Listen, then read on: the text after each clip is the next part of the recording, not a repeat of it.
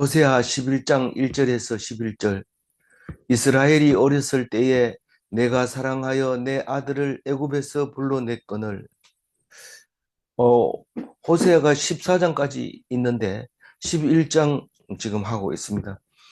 매일 한 장씩 해서 11일째 됐는데 어, 장수를 앞에 것만 이렇게 쭉 보면 고멜이 이스라엘 백성을 대표해서 엄란한 짓을 하고 있는 것을 보여준 것 외에는 거의 이 매절마다 잘못을 지적하고 또 하나님이 얼마나 사랑하는지 그걸 말씀하시고 또 주변 왕국들이 어떻게 이스라엘을 보는지 그런 이야기를 하면서 끝에 가서는 예수님이 생각나게 해주시는 그런 말씀입니다.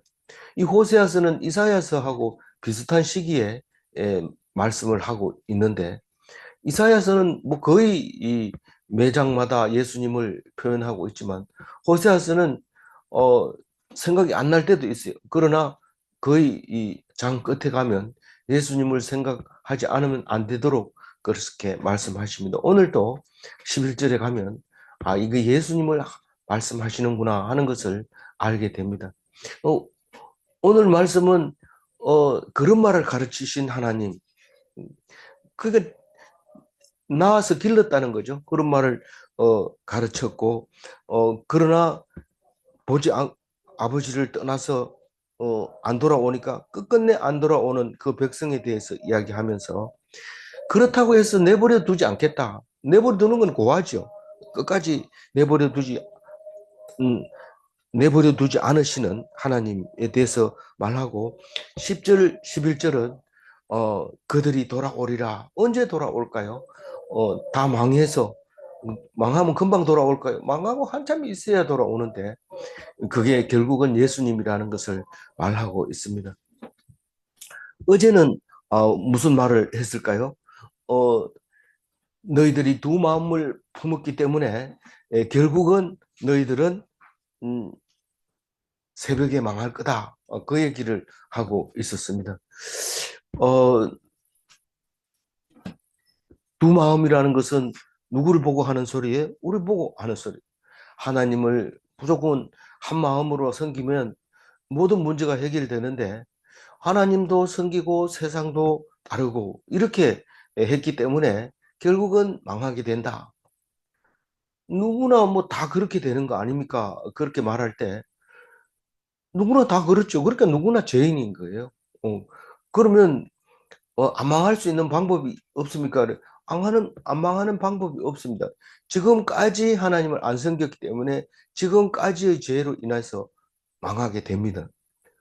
그래도 안 망하는 방법을 가르쳐 줘야지 하나님 말씀이 뭐 망하는 방법도 없고 망한다 이 얘기만 하면 우리가 뭐한데 성경을 읽습니까? 왜 망하는지 알아야 되고 망한 뒤에는 어떻게 되는지를 알아야 되지. 안 망한다고 망하지 말게 해주세요. 이런다고 해서 안 망하게 해주는 게 아니고 돌아섰으니까 이제 됐잖아요. 돌아섰으면 이제 고쳐주세요. 이런데 돌아섰더라도 지금까지 했는 죄 때문에 벌을 받아야 된다. 그럼 뭐 소용 없잖아요. 소용 있습니다. 하나님 말씀 지금이라도 붙잡아야 당하는 것은 당하고 그리고 하나님 말씀 들어보면 그 당할 때에 나를 믿고 견디라. 견디기만 하면 내가 더 큰 것을 준비해 놓았다. 그런 말씀을 듣게 됩니다. 그러니까 우리가 힘들고 어려울 때 막바로 말씀을 붙잡아야지 뭐 나중에 듣지 뭐 이래 버리면 이미 때가 늦어져 버립니다. 오늘 말씀 꼭 붙잡으시고 참된 그리스도인이 뭔지 우리가 깨달아 알아야 되겠습니다. 오늘 1절 보면 어렸을 때 이스라엘이 어렸을 때 내가 사랑하여 내 아들을 애굽에서 불러냈거늘. 그러니까 이 전체적인 얘기를 자세하게 하지는 못하지만 분명히 내 아들이었고 그리고 사랑했고 그리고 어렸을 때 인도해냈다, 불러냈다는 것을 알게 됩니다. 그러니까 이스라엘이 어렸을 때 이 말은 출애굽 때를 얘기하고 있는 거고 그걸 여러 번 처음 만난 백성이라고 얘기하면서 처음 만났을 때 첫사랑을 이야기하고 있습니다. 그게 아기였을 때의 사랑입니다. 우리는 아기였을 때는 엄청 사랑하고 그 아이가 무슨 조금만 일이 생기면 막 목숨을 내가지고 소리 지릅니다. 제가 운전하다 보니까 뭐 차가 헛바퀴 돌아서 애가 흙을 튕겼는데 그 아버지가 저 멀리서 와가지고 소리를 막 지르는데 나이 몇 살도 안 되는 사람이 머리 허연 사람 보고 막 야단칩니다. 그래 죄송합니다 이런데 평소에는 그런 사람들이 어르신 뭐 차를 좀 이러면서 이렇게 해야 되는데 자기 아들이 흙이 튕겼다고 막 죽일 것처럼 대드는데 그게 아기였을 때의 아버지의 사랑을 보여주고 있는 겁니다. 그래서 그 아들을 사랑했다 이 말은 하나님이 아버지였다라는 것입니다. 그래서 아버지 사랑이 하나님 사랑이냐? 그렇지요. 그런데 왜 아버지 사랑이 안 느껴질까? 잘 안 느껴집니다, 하나님 사랑은. 그럼 아버지 사랑은 잘 느껴질 것 같아? 안 느껴집니다. 아버지가 잘해줄 때는 뭐 당연한 거지만 조금 못해 좀 삐져가지고 삐딱거리고 집 나가고 이럽니다. 야단칠 때는 잘못했습니다 이러고 집에 붙어 있어야 되는데 그게 목적인데 아버지가 말했다고 보따리 싸가지고 나가버리고 다시는 연락 끊어보고 이러면 속상하죠. 그렇다고 해서 아버지가 포기하냐면 포기 안 합니다. 절대로. 그래서 그 얘기를 오늘 하고 있는데 2절 읽어봅니다. 선지자들이 그들을 부를수록 그들은 점점 멀리하고 바알들에게 제사하며 아로새긴 우상 앞에서 분향하였느니라. 그러니까 아버지가 부르면 얘 이러고 와야 되는데 도망갑니다. 그래 아무 소리도 안 하고 못 본 척하고 있으면 그래도 그 앞에서 얼쩡거리긴 하지만 부르면 벌써 숨어버려. 학교 있을 때 보면 학생들이 이 교수를 싫어합니다. 왜냐하면 뭐 맨날 지적질만 하고 야단만 치니까 싫죠, 당연히. 그래서 교수가 나타나면 자꾸 숨습니다. 안 나타나면요. 안 나타나면 자기들끼리 막 교실에서 떠들고 놀지만 나타나면 점점 멀리 도망가는데 이, 이, 그 선지자들이 이 하나님이 선지자를 보내서 말씀을 선포하고 하나님의 사랑을 이야기하면서 너희들이 지켜야 될 것에 대해서 얘기하고 이러면 점점 멀리 도망을 갑니다. 그러니까 말씀 선포, 예언 선포, 계시 선포, 선지자들이 선포하는 말을 안 듣는다는 거죠. 안 듣고 그럼 뭐 하냐 이러면 아이고 바알한테 제사 지내러 가야 돼. 우상 그 이쁜 우상 만나러 가야 돼. 그러면서 히닥거리면서 모여가지고 같은 버스 타고 막 이렇게 하면서 갑니다. 그 얘기를 지금 하고 있어요. 가가지고 분양하고 사실 우상도 만나러 가지만 우상 섬기는 사람 만나러 가죠. 그리고 그 자랑하고 내가 오늘 얼마나 좋은 재물을 드렸는데 그리고 우상한테 가서 이 목걸이 걸어놓으니까 참 멋있지. 그거 내가 얼마짜리인지 아나 이러면서 계속 그렇게 사람들하고 만나러 가는 거죠. 근데 하나님을 만나야 되는데 교회 가는 사람 대부분 사람 만나러 갑니다. 만약 사람 만나러 안 간다 하면 묵상교회 많이 왔을 거예요. 근데 요 오면 사람이 없거든요. 그러니까 전부 사람 많은 곳으로 가게 되죠. 3절 읽어볼까요? 그러나 내가 에브라임에게 걸음을 가르치고 내 발로 안았음에도 내가 그들을 고치는 줄을 그들은 알지 못하였도다. 어, 아버지를 생각하면 도망가면 안 되죠. 왜냐하면 아버지가 그런 말 가르쳤는데 내가 이렇게 컸다고 아버지를 배신하고 갈 수 있겠나? 이러면서 그래야 되는데 몰라요. 알지 못해요. 알지 못해. 그리고 내 발로 안았다. 이 말은 이 광야에서 그 아이를 어린 아이를 안았다고 생각하는 것은 아이는 잘 모르죠. 그런데 낮에는 구름 기둥, 밤에는 불 기둥으로 늘 딴 길로 못 가도록 이렇게 안아줬다는 거죠.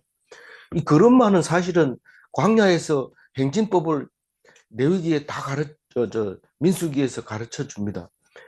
앞에는 누가 가고 뒤에는 누가 가고 이렇게 헷갈리지 않게 갑니다. 오리 새끼를 12마리 놔놓고 오리가 그 질서가 대단하더라고요. 오리가 얼핏 보면 뭐 지멋대로 노는 것 같은데 어미가 제일 어, 대빵한테, 그러니까 제일 큰 맏형한테 발로 이렇게 밟습니다. 오리가. 그러면 막 이렇게 밟혀가지고 있어요. 그러면 몇 번, 서너 번 밟고 나서는 오리가 날아가요, 어미가. 그럼 이 새끼들이 모여가지고 옹기종기 있어요. 그 신기해요. 그렇게 우리가 보지 못하는 걸 자세히 관찰해 보면 그런 게 나타나는데 있으라는 거죠. 너희들은 따라오지 말고 있으라 이러고 날아갔다가 이제 먹이를 물고 이제 오면 쪼로록 또 물가에서 따라오고 이런 걸 보는데 그, 이, 그 어미가 그렇게 하는 것처럼 내가 그들을 고치는 줄을 뭐를 고쳐요? 발걸음이 틀리면 이렇게 해라. 이런 데는 위험하니까 가지 마라. 이런 거를 그렇게 고치는 거를 몰라요. 그냥 우리는 자연스럽게 태어났고 자연스럽게 살다 가겠지. 그런데 하나님이 일일이 간섭을 하고 있었던 거죠. 그게 어떻게 언제 가르쳐 줬는데 율법이 그게 다 나와 있어요. 모세 오경이 다 있어요. 그 광야 40년 생활 동안에 모세 오경이 다 인도해가지고 그렇게 살아남은 건데 모른다는 거예요. 왜요? 성경을 안 읽으니까. 그러니까 그게 패역하게 되는 거죠. 우리가 어, 그 부모님 가장 잘 듣는 거, 하나님 말씀 가장 잘 듣는 방법은 딴 게 없어요. 그냥 하나님 말씀 듣는 겁니다. 그리고 내가 해야 되겠다 하면 그걸 하는 것이 제일 잘 듣는 거지. 이제부터 알아야지 이러고 뭐 AI한테다가 물어가지고 우리 아버지의 마음은 어떨까? 이런 뭐 물어본다고 해서 엉뚱한 소리 합니다. 엉뚱한 소리. 음, 전중함 대통령에 대해서 알아봐라. 이러면은 몇 페이지를 막 씁니다. 그런 엉터리 같은 AI를 믿고 그 들이대고 있는데 좀 조심해야 됩니다. 4절 읽어봅니다. 내가 사람의 줄, 곧 사랑의 줄로 그들을 이끌었고 그들에게 대하여 그 목에서 멍에를 벗기는 자같이 되었으며 그들 앞에 먹을 것을 두었노라. 어, 하나님이 사람의 줄, 사랑의 줄로 그를 이끌었다. 이런데 사랑의 줄 같은 말인데 그게 뭔 뜻일까요? 이렇게 물어보면 어, 좀 어렵죠. 쉽지는 않죠. 그러나 뜻은 대충 읽어보면 무슨 뜻인지 대충은 알죠. 뭐 나쁜 뜻은 아니고 하여튼 하나님이 어, 사람처럼 이렇게 끌었다. 그리고 사랑으로 끌었다. 뭐그 정도는 이해하지만 정확하게는 모릅니다. 이 사람의 줄이라는 것은 사람은 아담이고 줄은 헤벨입니다. 헤벨은 연합한다 이런 뜻을 가지고 있고 어, 그 사랑의 줄이라 할 때 사랑은 아합하고 줄은 아보라입니다. 이 우리말로 번역해 놓으면 같은 줄이지만 원래 원어는 다릅니다. 그러니까 이 사람의 줄은 인정으로 인간적으로 대해줬다는 것과 사랑의 줄은 사랑의 띠로 사랑으로 묶어서 그렇게 이끌었다 그런 뜻입니다. 뭐 같은 말을 해도 상관은 없지만 그렇게 하나님이 이 광야 40년에서 이끌었고 가나안 땅에 들어와서도 그렇게 이끌었다. 그러면서 그 말이 그 줄을 매서 어디로 끌고 가냐면 멍에를 메고 있는 그 멍에를 벗기는 벗기는 역할을 한 거예요. 사랑의 줄과 사람의 줄이. 그러니까 목에 멍에를 벗기는 자는 해방자, 구속자라는 말하는 거죠. 이집트에서 가나안 사람들을 이스라엘 사람들을 이끌어낸 것이 멍에를 벗겨주는 거예요. 이 너무 무겁다. 이래 멍에를 벗겨서 일을 안 하도록 힘 안 들게 이렇게 해주는 사람, 구속자가 되었고 그들 앞에 먹을 것을 뒀다. 그 먹을 건 뭘 뒀어요? 어, 만나와 메추라기와 생수 이걸 줬다는 거예요. 그래서 먹으라고 소리 안 해도 어, 이렇게 그 앞에다 갖다 놓으면 자동으로 먹습니다. 안 물어봐도 갖다 놓으면 먹고 가까운 곳에 갖다 놓으면 이렇게 먹게 돼 있는데 하나님이 이스라엘 백성이 그렇게 준비를 해서 먹도록 해놨어요. 아이들을 또 자라면서 스스로 먹기 시작하기 그때부터는 먹는 거 옆에 놔두면 언제 보면 가가지고 다 먹고 없어지는 것을 볼 수 있는데 그게 하나님이 그렇게 돌봐줬다라는 것이죠. 5절 읽어볼까요? 그들은 애굽 땅으로 되돌아가지 못하겠거늘 내게 돌아오기를 싫어하니 아수르 사람이 그 임금이 될 것이다. 그 한 장에다가 이 출애굽에서부터 예수님까지의 이야기를 다 기록하다 보면은 갑자기 껑충 뛰어가는 경우도 있고, 우리의 생각은 아직 광야 40년에 있는데 벌써 아수르로 오게 되는 것을 볼 수 있는데, 애굽 땅으로는 돌아갈 수 없어요. 이스라엘 백성은 돌아가지 말라고 했고, 또 돌아가 봐야 음, 뭐 이집트 왕이 그냥 놔두겠어요. 자꾸 도망 다니는 놈들은 족쇄를 채워야 된다 하면서 못 돌아가게 아예 노동을 시키거나 더 힘들게 할 겁니다. 못 돌아갑니다. 그럼 하나님께 매달려야죠. 그런데 세상 사람들에게 힘을 빌리고 의지하고 그렇게 했다고 말하는데, 그게 아수르 사람이라고 대표적으로 얘기하고 있는데 현실로 돌아온 이야기죠. 그래서 뭐 실질적으로는 이집트도 가고 아수르도 가지만은 지금 여기서 얘기하는 것은 광야 40년에서 갑자기 얘기할 수 없으니까 이집트로 못 갔으면 하나님께 의지해야지 어디라고 또 아수르한테 그렇게 의지하느냐. 그런데 의지하면 결국은 이스라엘이 아수르를 지배한다는 건 모르지만 아수르한테 의지하면 아수르가 임금이 되는 거예요. 아수르가 임금이 되면 하나님 자리는 내줘야 되는 겁니다. 그렇게 지금 얘기를 하고 있습니다. 그러니까 너희들이 아수르의 속국이 될 거다 이 말을 하고 있는데 6절 읽어봅니다. 칼이 그들의 성읍들을 치며 빗장을 깨뜨려 없이 하리니 이는 그들의 계책으로 말미암음이니라. 그래서 이게 그 아수르가 이스라엘을 정복하려면 천상 성읍을 쳐서 사람들을 죽이고 성문을 부수고 그리고 강제로 진입해서 정복을 하는 겁니다. 근데 왜 그러느냐 이러면은 그냥 이렇게 순종 손 들고 나가면 안 되냐 이런데 손 들고 음, 안 나가니까 성을 부수고 불을 지르고 그렇게 하는 거죠. 항복을 안 하니까. 그래서 이는 그들의 계책으로 말미암음이니라 이렇게 말할 때 그들의 계책이 아수르의 계책을 말하는 겁니까? 이스라엘의 계책을 말하는 겁니까? 이 문장의 흐름으로 봐서는 이스라엘의 계책을 말하는 건데 이 아수르로 보게 되면은 아수르는 정복할 때 그냥 놔두지 않고 그냥 강제로 들어간다는 거예요. 강제로. 그러니까 이스라엘 백성도 문을 닫아 놓으면 못 들어오겠지 이런데 와서 들어가지고 그냥 음, 정벌 해버리는 거죠. 그래서 어, 망하게 된다. 그 얘기를 하고 있습니다. 7절 읽어볼까요? 내 백성이 끝끝내 내게서 물러가나니 비록 그들을 불러 위에 계신 이에게로 돌아오라 할지라도 일어나는 자가 하나도 없도다. 사실은 북이스라엘 망할 때도 3년 포위돼 있었죠. 남유다가 망할 때도 3년을 포위해 있었죠.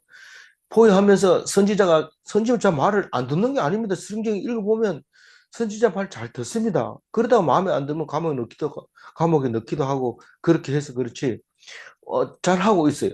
그런데 심지어는 이 아수르가 이렇게 힘을 쓸 때 북이스라엘은 결국은 망해버리지만 남유다는 아이를 삶아 먹을 정도로 그렇게 힘들어지는 그런 상황이까지 가죠. 그래서 어쨌든 이 그 7절 읽었죠. 어, 끝끝내 내게서 물러가니 하나님께 매달려야 되는데 물러갔다는 거예요. 성경을 보면 끝까지 안 물러가고 하나님께 매달린 것 같은데요. 물러갔다고 얘기합니다.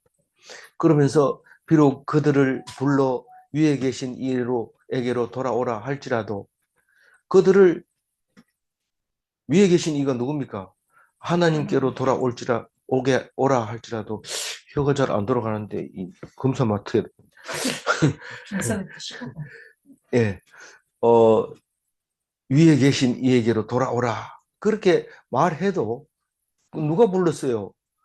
선지자들을 통해서 하나님이 계속 위에 계신 이에게 하나님이 위에 계신 이인데 스스로 그렇게 얘기를 하고 있는 거죠. 그래도 일어나는 자가 하나도 없다. 하나도 없다 그러니까 좀 그렇죠. 근데 로마서에도 여전히 그렇게 얘기해요. 사도 바울이 기록된 바 의인은 없나니 하나도 없다고 얘기를 하고 있습니다. 하나님께 돌아오면 의인입니까? 의인이죠. 돌아오면 하나님이 용서해 주시고 죄가 없으니까 의인이고 그렇게 하나님께 돌아온 사람이 의인인데 안 돌아오는 거예요. 8절 읽어볼까요? 에브라임이여 내가 어찌 너를 놓겠느냐 이스라엘이여 내가 어찌 너를 버리겠느냐 내가 어찌 너를 아두마같이 놓겠느냐 어찌 너를 스보임같이 두겠느냐 내 마음이 내 속에서 돌이켜 나의 긍휼이 완전히 불붙듯 하도다. 네. 에브라임은 뭐고 이스라엘은 뭡니까? 같은 북이스라엘을 말하고 있는 겁니다. 근데 어찌 놓겠느냐 이 말은 어찌 내버려 두겠느냐 고아처럼 내버려 두겠느냐 돌아오지 않는다고 놔 주겠느냐 이 말입니다. 내가 어찌 너를 버리겠느냐 못 버린다는 거죠. 내가 배 아파 낳은 자식인데 어떻게 그걸 버리겠느냐 말이죠. 그렇게 얘기하면서 어찌 너를 아드마 같이 놓겠느냐 너를 어찌 스보임 같이 두겠느냐. 아드마와 스보임은 잘 모를 것 같지만은 우리는 소돔과 고모라는 잘 압니다. 소돔과 고모라와 아드마와 스보임이 같은 시기에 같이 망합니다. 신명기 29장 23절에 있는데 뒤쪽에 것만 기록했습니다. 한번 읽어볼게요. 옛적에 여호와께서 진노와 격분으로 멸하신 소돔과 고모라와 아드마와 스보임의 무너짐 같음을 보고 물을 것이요. 그 멸망한 성읍들에 대해서 이야기를 할 때에 이 사람들이 이 성읍의 이름이 나옵니다. 아드마와 스보임 같이 그 멸망한 대로 그냥 놔두겠느냐. 소돔과 고모라가 망할 때는 하나님이 아브라함의 조카 롯을 구원해 주시죠. 근데 겨우 혼자 구원 받습니다. 물론 딸 둘 데리고 나와서 구원 받지만 딸 둘과 그 롯과 산에 가가지고 그래서 음, 그 후손이 뭡니까? 암몬과 모압이 조상이 되게 되는 거죠. 그렇게 이야기를 할 때 그렇게 망하도록 아주 끊어지도록 놔두지는 않는다. 뭐 어느 정도는 뭐 고생 좀 하게 놔둬야 아버지가 누군지 또 자기도 아버지가 될 테니까요. 그러니까 어느 정도는 놔두지만 그러나 끝까지 그렇게 내버려 두지는 않는다. 내 마음이 내 속에서 돌이켜 나의 긍휼이 온전히 불붙듯 하도다. 내 마음이 내 속에서 돌이켜 마음은 견딜 수가 없는 거죠. 내가 그걸 내버려 뒀다가 너무 그렇게 아드마와 스보임 같이 망하게 될 때 마음을 돌려서 갑자기 어떤 마음이 생겨요? 긍휼이 온전히 불붙듯이 일어나는 거. 긍휼이 불붙듯 일어난다는 것은 아까 말씀드린 그 아이가 당하고 있는 그것을 보고 그냥 분노가 일어나는 거죠. 망하게 내버려 두지 않고 하나님이 그렇게 불쌍히 여기는 마음이 일어난다는 겁니다. 아들이 당할 때 9절 읽어봅니다. 내가 나의 맹렬한 진노를 나타내지 아니하며 내가 다시는 에브라임을 멸하지 아니하리니 이는 내가 하나님이요 사람이 아닙니다. 내 가운데 있는 거룩함이니 진노함으로 내게 임하지 아니하리라. 천천히 잘 읽어봐야 돼요. 내가 나의 맹렬한 진노를 나타내지 아니하며 이러면 맹렬한 진노를 나타내면 우리 다 죽습니다. 그런데 그렇게 진노하지만 아주 멸하지는 않고 살려둡니다. 그반 죽여놓는 거지만 그럼에도 불구하고 살려놓습니다. 내가 다시는 에브라임을 멸하지 아니하리니 혼내놓고는 그 다음에는 내 다시는 안 때릴게 이렇게 얘기를 합니다. 아버지가 너무 심하게 때렸기 때문에 그렇게 됩니다. 그래서 왜냐하면 이는 이 말입니다. 왜 그렇게 아버지가 가슴 아파하느냐 하면 내가 하나님이기 때문에 그렇다. 사람이 아니기 때문에 그렇다. 이런데 사람은 혼내놓고 그놈 자식 잘 됐다. 혼나봐야 돼. 이렇게 이제 말할지 모르지만 하나님은 그것까지라도 가슴 아파하고 있다. 그러면서 내가 누구냐 하면 네 가운데 있는 거룩한 이다. 그래서 진노함으로 네게 임하지 아니하리라. 이렇게 얘기합니다. 그래서 네 가운데 있는 거룩한 이가 뭐냐 하면은 사실은 마음속에 계시는 거룩, 마음속에 하나님이 계셔서 거룩하게 우리를 만드시는 분입니다. 그런데 거룩, 이렇게 말하고 있는 거죠. 네 가운데 있는 거룩한 이다. 하나님이 마음에 계시는 모시면 사람이 다른 사람하고 다릅니다. 구별이 되고 거룩하게 보입니다. 그렇게 하나님을 모셔야 되는데, 그래서 하나님 모시게 되면은 하나님이 진노하셔도 진노가 목적이 아니고 불쌍히 여기는 게 더 목적인데, 어, 진노하는 걸 싫어해요. 하나님이 조금 혼내거나 조금 아프게 하면 하나님을 원망 막 하고 이러는데 생각을 잘 해봐야 돼요. 예레미야 29장 11절 일부 한번 읽어보세요. 너희를 향한 나의 생각을 내가 아나니 평안이요 재앙이 아니니라. 너희에게 미래와 희망을 주는 것이니라. 이게 무슨 말이냐 하면 내가 아프게 해야 한다고 해가지고 너희를 완전히 망하게 할 것인가? 그렇다면 오해다. 이렇게 얘기하는 거죠. 그래서 내가 평안을 주려고 하는 것이지 재앙을 주려고 한 게 아니다.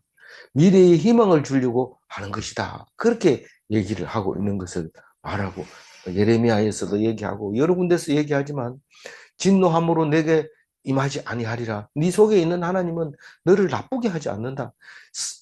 이 얼마 전에 묵상했잖아요. 네가 만족하고 주어진 일에 그냥 만족하고 하나님 말씀만 귀 기울이면 너에게 큰 유익이 있다. 그 얘기를 할 때 하나님 편에 서 있었으면 참 진노하지 않고 유익함을 얻을 수 있다. 그 얘기를 얼마 전에 묵상을 했습니다. 10절 한번 읽어볼까요?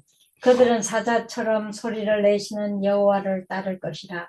여호와께서 소리를 내시면 자손들이 서쪽에서부터 떨며 오되. 이제 상당히 진도가 많이 나갔죠. 그들이 사자처럼 소리를 내시는 여호와를 따를 것이라. 사자처럼 소리 지르면 그 소리에 귀가 눌려가지고 꼼짝을 못합니다. 어떻게 그러냐면 그렇게 만들어 놨어요. 그러면 사자 소리만 내면 처음 듣는 애들도 소리 놀랍니다. 물론 하루 강아지는 잘 모릅니다. 금방 태어난 거는 잘 모르지만 강아지가 조금만 크면 호랑이 울음소리에 꼼짝을 못합니다. 똥만 보고. 이 멧돼지 같은 거는 호랑이 똥만 봐도 그냥 아주 멀리서 가까이 접근을 안 합니다. 그래서 시골에서 동물원에서 호랑이 똥을 비싸게 사가지고 이 밭에 뿌려놓으면, 보리밭에 뿌려놓으면 멧돼지가 안 옵니다. 그거 없으면 뭐 밭에 들어가서 좋다고 막 뒹구르면 농사 다 버리는 거거든. 그렇게 이 사자 소리를 낼 때 하나님만 생각하면 막 겁나죠. 그래서 따르게 되는데 어떻게 따를까요? 날마다 말씀 묵상하게 됩니다. 무섭지 않다면 안 보겠는데 무서우니까 하나님 무슨 말씀하는지 귀 기울이게 이렇게 들어봅니다.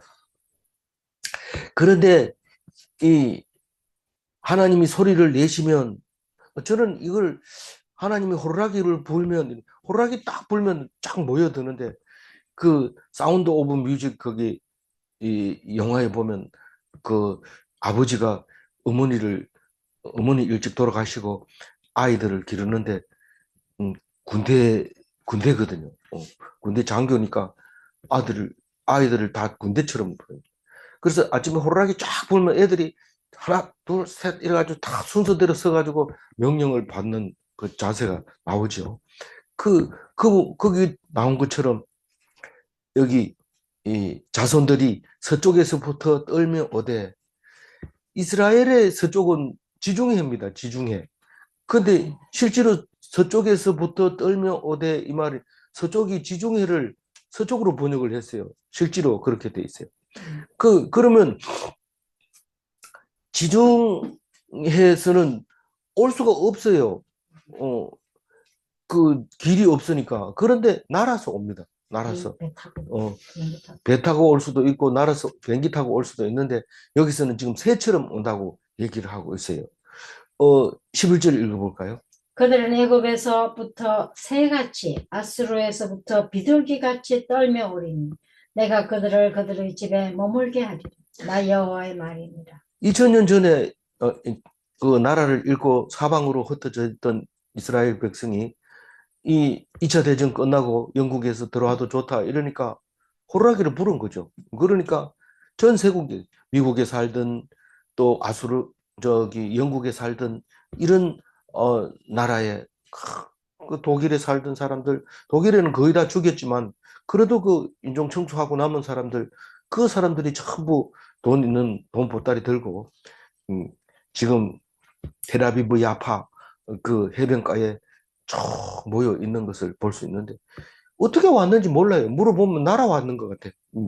새처럼 날아온 것 같아. 비둘기처럼 막 부두둑 부두둑 여기도 내리고 저기도 내리고 막 쫙 내리. 그때 그 텔아비브 요파 옆에 있는 그 해변가에서 그 사진 찍어 놓은 거 보면 전 세계에서 모인 유대인들은 가방이 유대인 가방은 똑같아요. 이게 007 가방 같이 그보다 조금 큰 가방, 갈색 나는 가방.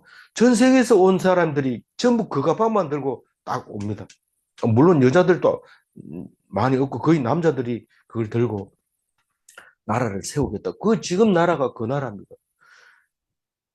그렇게 모여오는 모습을 봅니다. 그래서 우리는 이스라엘의 하나님을 기록한 이 구약 성경을 읽으면서 참 놀라운 것을 볼 수 있고 발견하게 됩니다. 왜 그렇게 오냐 하면 하나님이 내가 그들의 집에 머물게 하려고 그렇게 호루라기를 불었다. 그렇게 말하고 있습니다. 내가 말했다. 내가 여호와의 말이다. 그렇게 얘기합니다. 이 이스라엘 백성의 집은 어디입니까? 가나안 땅입니다. 거기 적과 꿀이 흐르는 가나안 땅, 약속의 땅, 영원한 기업으로 물려줄 땅, 내가 살아야 할 고향.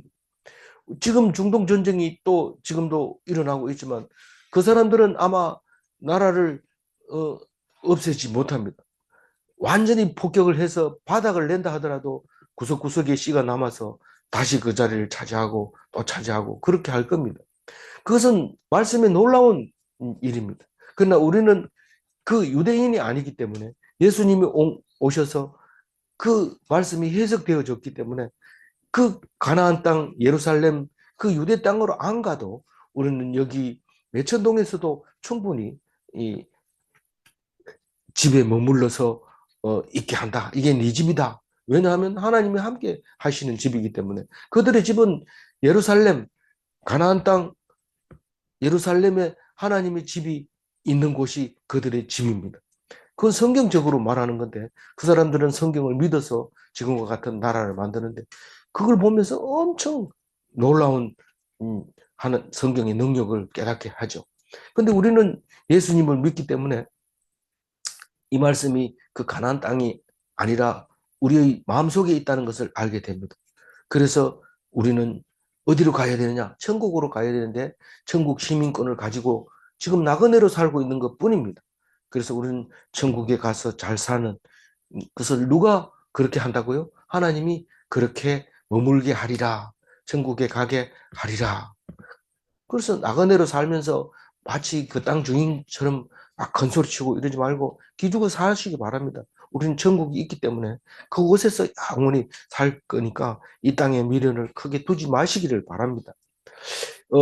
11절에 색깔 칠해 놓은 것만 읽고 마무리를 하겠습니다. 한번 내가 읽어봅니다. 그들의 집에 머물게 하리라. 우리는 제사장으로 하나님의 성전에 살 자입니다. 하나님 나라에 하나님 성전에서 살 자입니다. 우리는 제사장입니다. 우리는 나그네로 죽을 자가 아닙니다. 우리는 시시하게 이렇게 일시적으로 뭐 있는 거 가지고 갈 수도 없는 이 땅에서 그렇게 악착같이 뭘 모으려고 안 해도 천국에는 다 준비되어 있습니다. 질문합니다. 우리는 하나님과 영원히 살 자인가? 우리는 하나님과 영원히 살 천국 시민이죠. 두 번째 질문, 우리는 천국으로 돌아갈 나그네인가? 나그네의 삶을 잘 사시기를 바랍니다. 기도하겠습니다. 하나님 감사합니다. 오늘 호세아를 통해서 우리에게 말씀하실 때에 어릴 때를 생각하게 하시고 하나님의 사랑을 생각하게 하여 주셔서 끝끝내 돌아오지 않아서 망하는 백성이 되지 말게 하여 주시옵소서. 우리를 고아처럼 내버려 두지 않으시는 하나님, 내가 잘못 가서 망할지라도 하나님께서는 그때도 나와 함께 해 주시고 내가 손을 내밀면 받아주시는 하나님인 것을 믿사오니 너무 멀리 가서 뻔뻔스럽게 살지 말게 하여 주옵소서. 온전하게 주님 의지하며 살 수 있도록 약속의 땅을 향하여 감사하며 기도하며 살 수 있도록 도와주옵소서. 감사드리옵고 우리 주 예수 그리스도 이름으로 기도 올리옵나이다. 아멘.